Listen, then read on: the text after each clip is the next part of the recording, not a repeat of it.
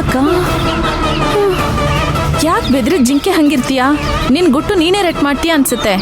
ಒಮ್ಮೆಗೆ ಒಬ್ರು ಡಾಕ್ಟ್ರು ನನ್ನ ಬಾ ಅಂತ ಕರೆದ್ರು. ಹೆದರಿಕೆಗೆ ಉಸಿರೇ ನಿಂತು ಹೋಗಿತ್ತು. ಆಮೇಲೆ ಅವ್ರ ಐಟಮ್ಸ್ ಯಾವುದು ಒಬ್ಬ ಪೇಷಂಟ್ ರೂಮಲ್ಲಿ ಇಟ್ಟಿದ್ದೀನಿ, ತಗೊಂಡು ಹೋಗಿ ನನ್ನ ರೂಮಲ್ಲಿ ಇಡು ಅಂದ್ರು. ಸರಿಯಾಗಿ ಸಿಕ್ಕಾಕೊಳ್ತಿದ್ದೆ. ಅಯ್ಯೋ, ಅವರೇ ಚೀಫ್ ಡಾಕ್ಟರ್. ಅಯ್ಯಯ್ಯೋ, ಅವರೇನಾ ಅದು? ಸರಿ, ನಾ ಅಭಿ ರೂಮ್ ಕಂಡು ಹಿಡ್ದೆ. Room number 13. ಹೇಗೆ? ವಿಸಿಟರ್ ತರ ರಿಸೆಪ್ಷನ್ ಅಲ್ಲಿ ವಿಚಾರಿಸ್ದೆ. ಬೇಗ ಒಳಗ್ ಹೋಗು ಅಕ್ಕ. ರೂಮಲ್ಲಿ ರಾಮು ಇರ್ತಾರಲ್ಲ? ಅವರು ರೂಮಲ್ಲಿ ಇಲ್ಲ. ಈಗಷ್ಟೇ ಬಾಗ್ಲ ಹತ್ರ ರಾಮು ಮತ್ತೆ ಚೀಫ್ ಡಾಕ್ಟರ್ ಮಾತಾಡ್ತಿರೋದ್ ನೋಡಿ ನಿನ್ನ ಹುಡುಕೊಂಡ್ ಬಂದೆ. ಅಭಿ ಒಬ್ರೇನೆ ರೂಮಲ್ಲಿದ್ದಾರೆ, ಬೇಗ ಹೋಗಿ ನೋಡು.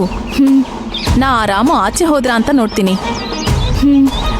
ರೂಮ್ ನಂಬರ್ 13 ಹೋಗ್ತೀನಿ. ಸರಿ.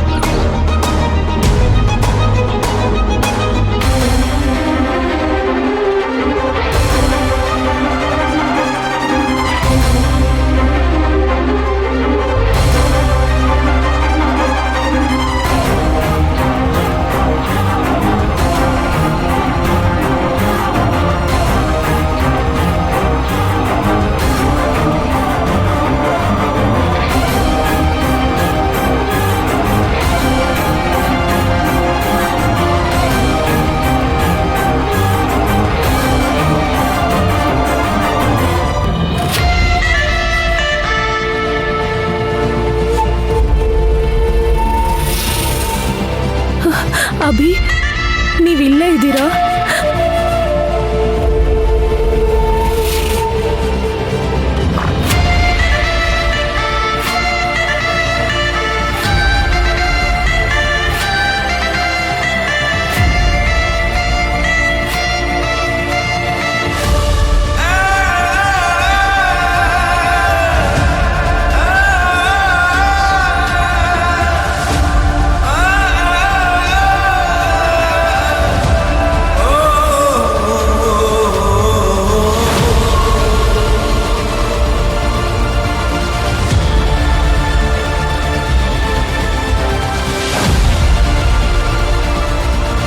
ಅಪ್ಪ, ಅಭಿ, ಹೇಗೋ ನನ್ನ ಅಭಿ ಹತ್ರ ಒಬ್ಳೇ ಮಾತಾಡೋಕೆ ಇವತ್ತೇ ಒಳ್ಳೆ ಅವಕಾಶ ಸಿಕ್ಕಿರೋದು.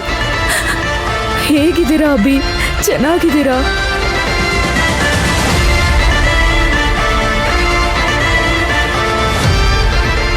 ನೋಡು ಕಂದ, ಇವರೇ ನಿನ್ನಪ್ಪ.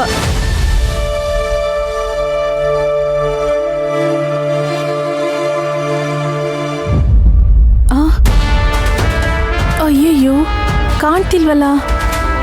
ದೇವಿ ಅಕ್ಕಂಗೆ ಹೋಗು ಅಂದ್ಬಿಟ್ಟೆ.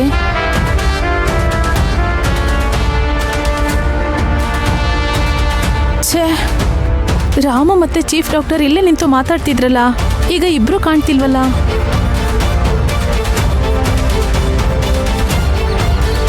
ಸಿಸ್ಟರ್, ಚೀಫ್ ಡಾಕ್ಟರ್ ಇಲ್ಲಿ ಯಾರ ಹತ್ರನೋ ಮಾತಾಡ್ತಿದ್ರಲ್ಲ?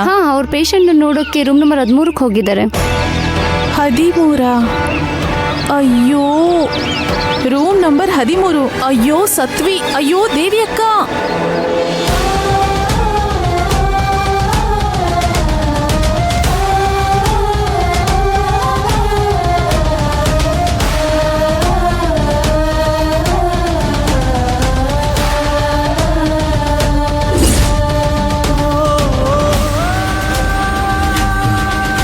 ದೇವಿ, ದೇವಿ,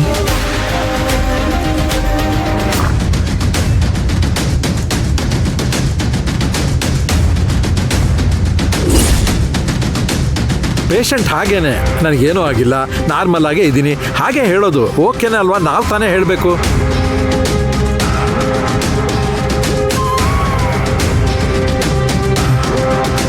ದೇವಿ,